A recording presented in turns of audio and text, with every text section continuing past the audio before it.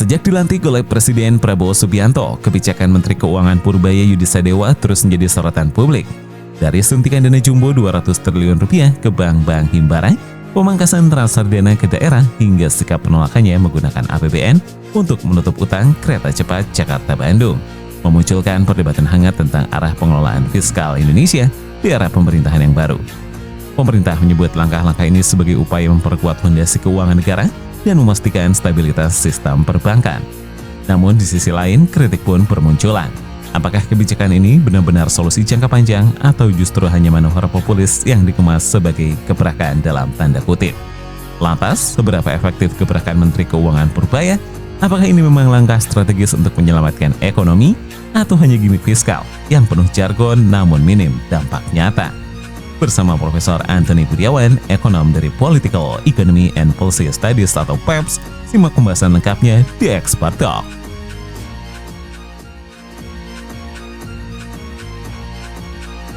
Halo Stancers, selamat datang kembali di Expert Talk Opini Antoni bersama Profesor Antoni Budiawan, Managing Director PEPS, yang juga Board of Experts-nya The Stance. Prof, terima kasih sudah hadir di episode yang kali ini.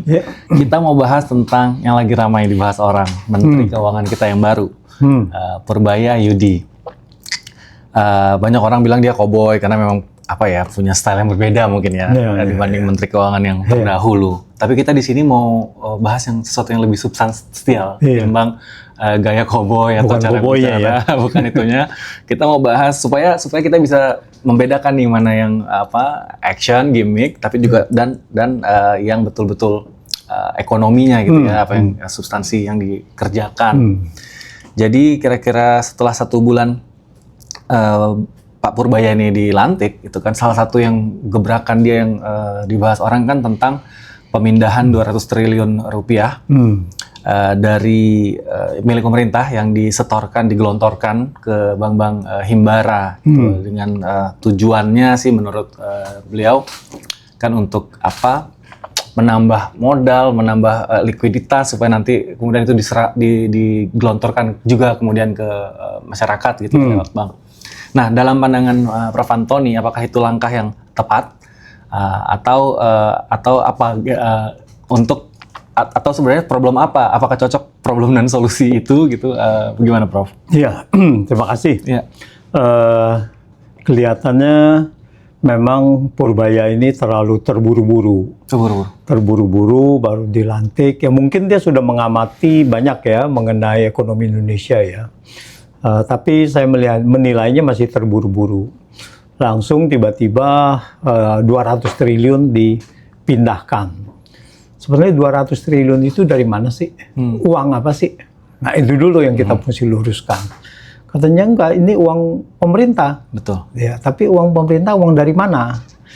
Nah ini merujuk kan uang ini bagian dari 457,5 triliun yang ada di Bank Indonesia. Yang berasal dari saldo anggaran lebih.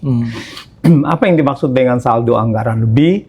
Yaitu ada utang selama akumulasi sekian tahun dan yang drastis adalah selama 10 tahun terakhir dari zaman Jokowi ini, itu akumulasi utang yang tidak dipakai. Nah, ini artinya mubazir.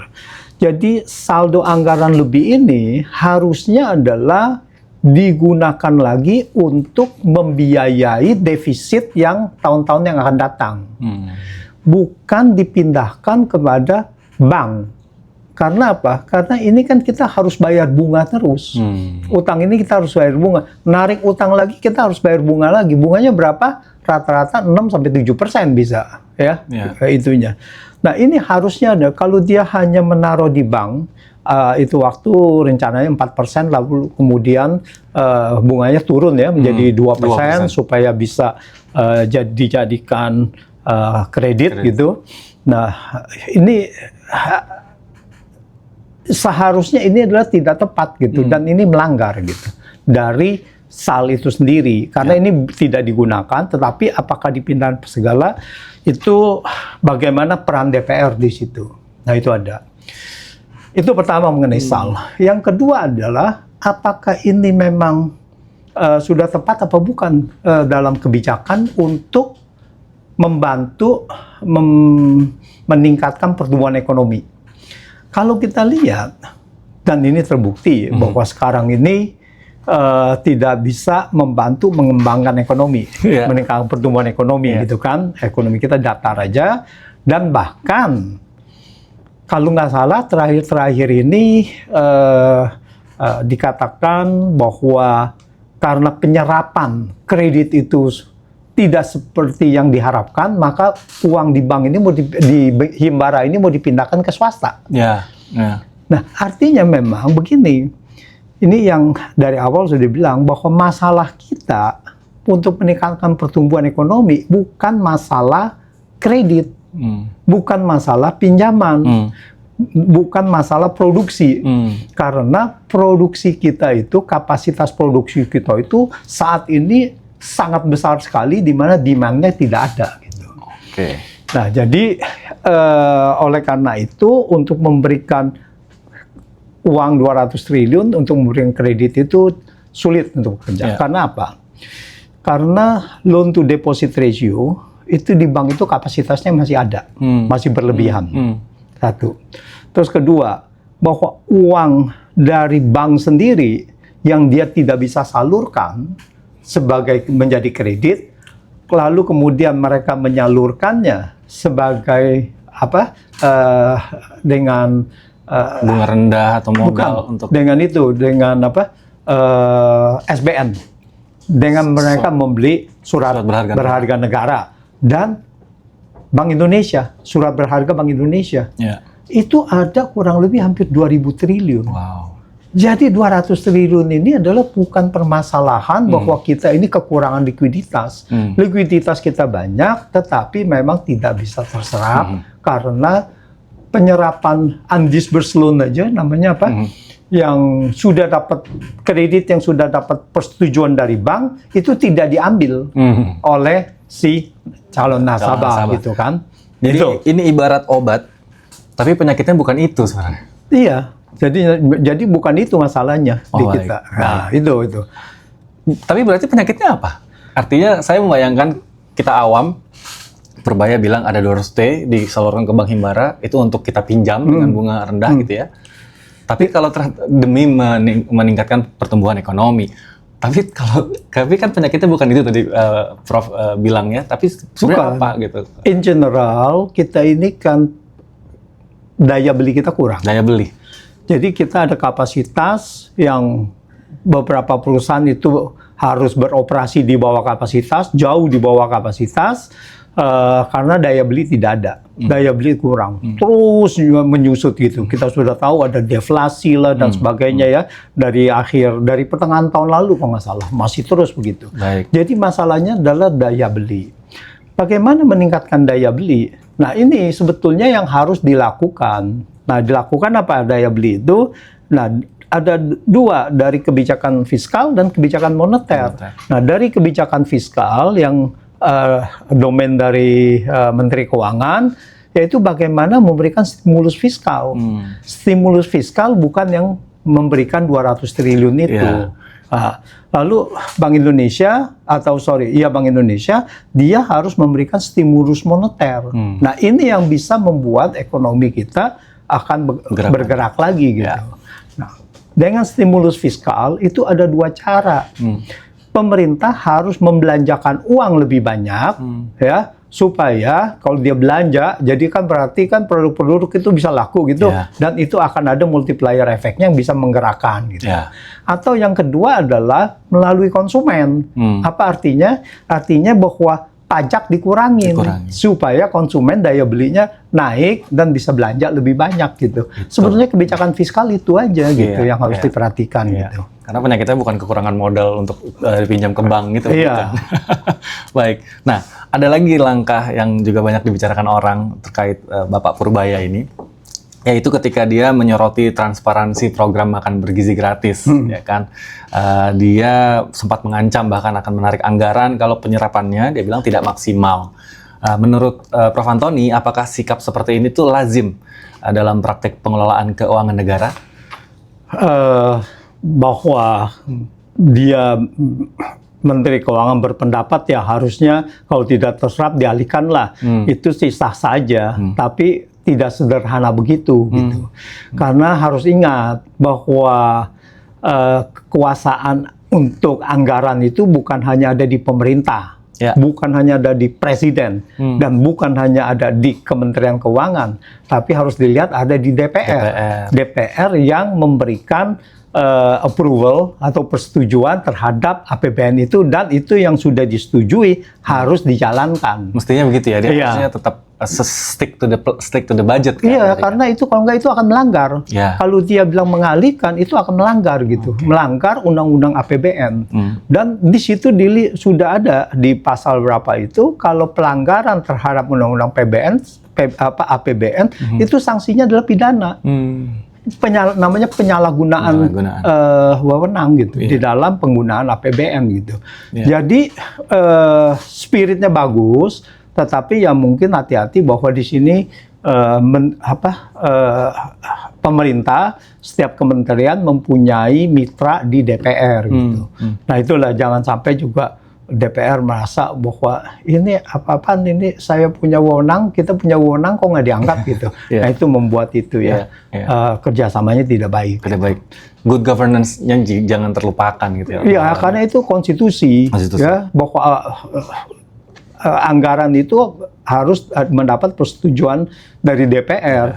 Bahwa dia harus mau mengalokasikan ke tempat lain ya sah saja, tapi harus dirubah APBN melalui APBN perubahan gitu. Nah, mengenai tax amnesty juga, Purbaya mengatakan akan menolak wacana diberlakukannya kembali tax amnesty karena beliau lebih fokus mengejar penunggak pajak yang terbesar gitu, Prof. Apakah efektif strategi ini dalam meningkatkan pendapatan negara?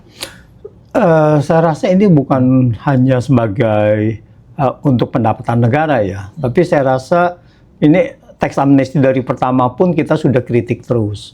Karena dari zaman Jokowi. Dari zaman Jokowi yang pertama tuh saya juga udah mengkritisi. Saya sebutnya adalah legalize money laundering.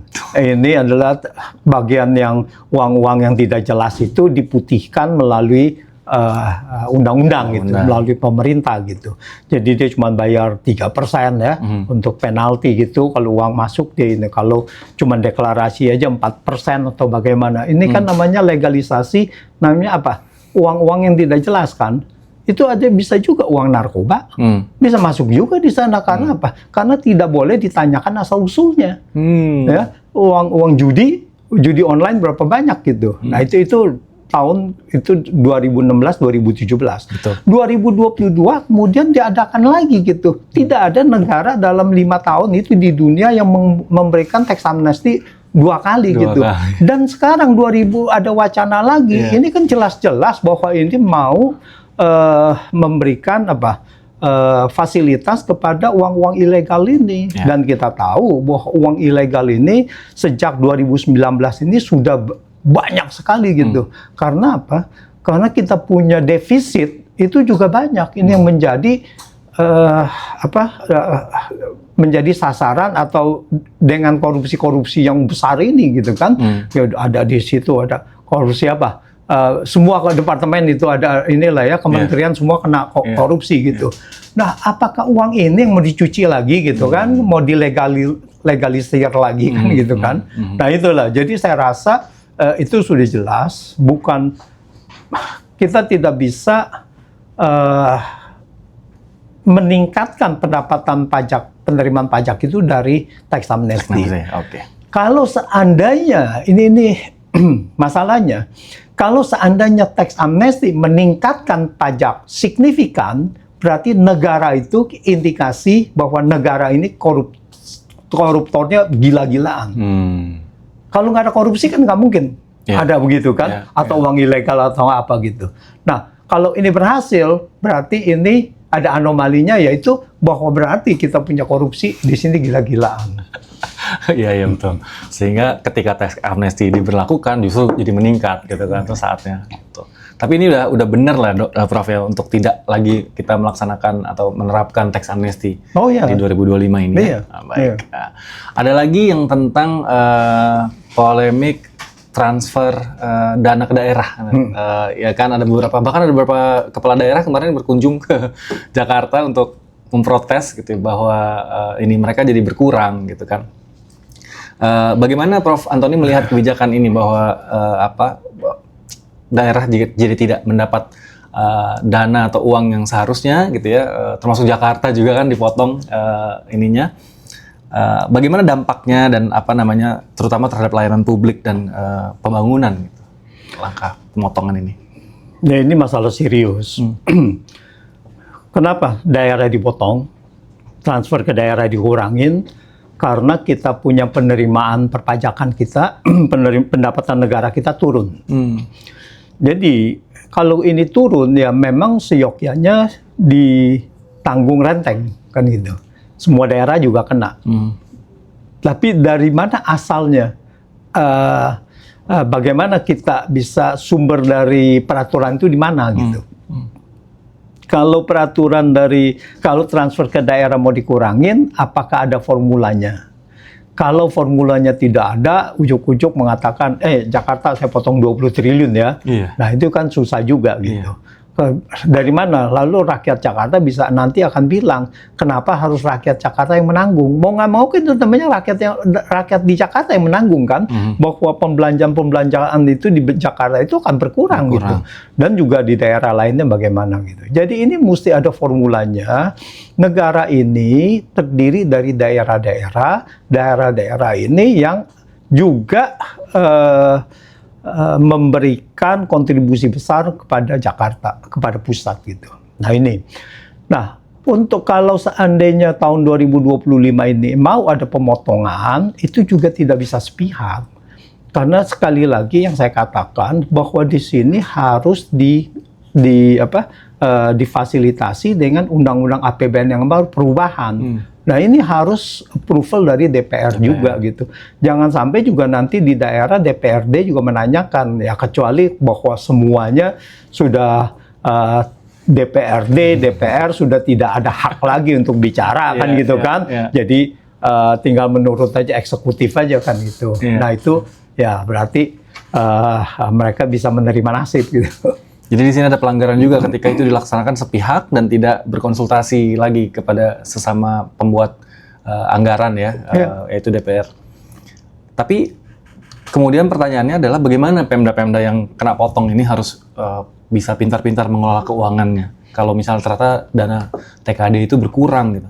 Ya, saya rasa itu masalahnya. Itu kan yang bergejolak itu. Lalu dibilang kan, waktu Sri Mulyani masih ada, waktu dia di Januari atau Februari tahun ini, dia mengatakan, udah daerah pinter-pinter lah cari pendapatannya sendiri gitu. Jangan tergantung dari pusat kan gitu. Sekarang bagaimana tidak mau tergantung dari pusat? Daerah sendiri pun yang mempunyai sumber daya itu tidak bisa memberdayakan sumber dayanya. Betul. Itu izin sumber daya itu ada dari pusat gitu. Daerah sudah tidak ada hak-hak apa-apa lagi gitu. Jadi apa? Yang dinaikkan adalah PBB, pajak bumi dan bangunan. Kendaraan. Kendaraan belum nih. Kendaraan belum ya. Pajak bumi dan bangunan gitu. Dan akhirnya apa? Ada yang naikin 400%, ada yang 1000%, dan gejolak lah, rusuh lah di sana. Di Pati, di mana lagi itu ada Bone ya. Terjadilah kerusuhan begitu. Nah kalau mereka tidak ada, di beberapa daerah TKD itu hanya mungkin 80% itu untuk rutin aja, 80-90% untuk rutin gitu. Jadi kalau mereka dipotong lebih dari segitu, ya mereka secara rutin udah tidak bisa membiayai lagi. Nah ini menjadi situasi yang memang sangat menyulitkan gitu. Itulah di situ letak keseriusannya nih benar-benar, karena uang bisa habis ya, uang pusat tuh jadi nggak ada sampai harus motong haknya, tanda kutip haknya daerah. Iya, karena kalau kita lihat rasio pajak saya bicara per Juni 2025 itu hanya 8,5% dari PDB rasio pajak. Itu kan sangat jauh sekali dengan kita punya target berapa? itu waktu 10 dan bahkan seharusnya itu lebih, tahun 10 itu tahun lalu gitu. Jadi diinginkannya itu lebih ya, 11 atau 12%, targetnya nanti akan menjadi 15-16% gitu. Ya. Nah ini kan jauh sekali gitu. Nah di sini gap ini bagaimana mengisinya? Nah inilah salah satu Menteri Keuangan harus bisa benar-benar berimprovisasi bagaimana meningkatkan rasio pajak ini. Baik. Nah, yang terakhir tentang kereta cepat. Pak Purbaya juga bilang dia tidak mau membayar utang itu lewat APBN karena itu udah jadi kewajibannya Danantara. Dia bilang jangan mau hanya untungnya saja, giliran rugi kok ke negara gitu ya. Itu bagaimana? Langkah itu apakah sudah tepat untuk menolak membayar utang dengan APBN dari sisi prinsip pengelolaan fiskalnya, Prof? Iya. Kalau statement aja sih oke. Begini, seandainya dia mau pun belum tentu bisa. Seandainya mau tidak bayar? Mau ikut membayar. Oke. Itu pun belum tentu bisa dan gitu. tidak bisa dilakukan Gitu. dengan APBN sekarang, dengan APBN 2026. Karena di APBN 2025 dan 2026 tidak ada pos anggaran untuk bayar utang itu. Oh gitu. Oh iya, jadi dia harus minta izin lagi sama DPR dong, bahwa di sini harus ada alokasi untuk ke situ gitu. Jadi memang nggak bisa kita berpikir bahwa ini kita mempunyai kekuasaan atas anggaran, tidak ada hak dari DPR itu dilanggar gitu. Nah itu yang tidak boleh gitu. Jadi itu harus ada. Jadi satu adalah begitu, dan kedua adalah memang APBN kita sulit untuk bisa membantu utang kereta cepat ini. Tapi yang lebih substansinya adalah ini harus diusut. Karena kereta cepat ini kemungkinan besar kita punya proyek ini 2 kali lipat dari yang seharusnya. Ya. Kita per kilometer biaya kereta cepat di kita ini 52 juta US dollar per kilometer. Kita ada 143 kilometer. Di China sendiri itu biaya per kilometernya antara 17 sampai 30 juta per kilometer. Dari 52 jauh ya. Ya. Jadi kalau 52 25 itu 26 juta ya. Itu udah 50, kita 2 kali lipat gitu. Nah, ini harus dilihat apakah ini ada markup. Dan kenapa begitu? Jadi dari awal ini proyek ini udah suspicious, sudah mengundang banyak pertanyaan. Pertama, tidak ada ujuk-ujuk dari Jakarta, kereta cepat itu awalnya Jakarta Surabaya yang direncanakan tiba-tiba dibelokkan ke Jakarta Bandung. Terus yang kedua adalah di sini Jepang seharusnya tidak ikutan, tetapi kemudian Jepang mau nggak mau kan mesti ada tender kan. Nah, dia ikutkan. Kenapa? Saya menduga karena proyek Jepang itu pasti jauh lebih mahal. Ya pasti lebih mahal ini kan. Dia untuk pembanding supaya dia bisa mendongkrak. Ya, justifikasi. Ya, kalau mungkin tanpa ada pembanding mungkin hanya 3,5 sampai 4 miliar US dollar proyek China itu. Karena Jepang 6 miliar dolar, 6,2 miliar, ini bisa ditongkrak nih sampai 5,8. Nah, ini sudah ini. Terus kemudian Jepang semacam didiskualifikasi lah. Ya. Karena dianggapnya bahwa Jepang minta jaminan APBN. Jaminan pemerintah. Ya. Fair dari awal dia bilang. China B2B. Ya. Nah ini yang kita harus tuntut. Kalau dia B2B, dari awal itu agreement B2B, tidak boleh ada dana APBN. Ya. Gitu. Nah, terus kemudian evaluasi proyek ini, benar dia 5,8 miliar, yang kemudian menjadi 6 miliar, Jepang 6,2 miliar, tetapi tanpa memperhitungkan suku bunga pinjaman. 75% dari proyek ini adalah utang. Dan di Jepang itu 0,1% bunganya per tahun. Di sini China 2% per tahun. Di situ kalau kita hitung, itu selisihnya antara 700 sampai 900 juta. US dollar. Jadi kalau kita hitung bahwa dia sebagai komponen biaya, karena ini biayanya fix, karena 10 tahun itu grace period, kita harus bayar bunganya tetap terus, maka project China kemahalan. Ya. Lebih mahal dari project Jepang. Ya. Jadi yang awalnya ingin lebih murah, justifikasinya lebih murah Cina, ternyata ini long run malah justru lebih mahal dibanding kalau kita pilih Jepang waktu itu. Nggak usah di long run, kemudian dengan cost of run 1,2 miliar, lebih lagi, dengan suku bunganya itu 3,4%. Ini totally nggak bisa diterima. Dan kita tidak bisa menerima ini tanpa ada dinegosiasikan khusus bahwa menyelidiki apakah ini ada markup, siapa yang menikmati markup. Kalau ini terbukti ada markup dan terbukti bahwa orang project China juga bermain, berarti kita akan bilang bahwa markup ini harus Anda tanggung, bukan tanggungan kita, bukan tanggungan rakyat Indonesia. APBN ini kan berarti yang menanggung rakyat Indonesia. Nah, ini yang tidak dibolehkan, ini yang harus ditolak. Jadi kembalikan ke Danantara ya, saya sebagai ininya BUMN. Dan Danantara juga seharusnya tidak boleh. Ya, Danantara juga uang rakyat juga gitu. Harusnya dia juga menyelidiki ini dulu sampai tuntas gitu. Jangan sampai ini dibelokkan seolah-olah lalu Danantara menyelamatkan ini dengan jejak ini seolah-olah hilang gitu. Ini tidak boleh gitu. Karena menurut pengakuan itu, siapa idenya untuk Jakarta Bandung? Jokowi mengaku ide saya sendiri. Jadi udah ada ini mens rea yang untuk memang menerima proyek ini meskipun tahu dari awal bahwa ini akan rugi. Visibility study segala macam ya. Termasuk juga yang membuat Jonan juga tidak jadi Menteri Perhubungan waktu itu kan, karena dia nggak setuju gitu ada kereta cepat. Oke, baik, itu tadi perbincangan kita bersama Prof. Antoni Budiawan. Terima kasih sudah menyimak dan sampai jumpa di Expert Talk Opini Antoni episode selanjutnya. Jangan lupa like dan subscribe semua channel media sosial The Stance.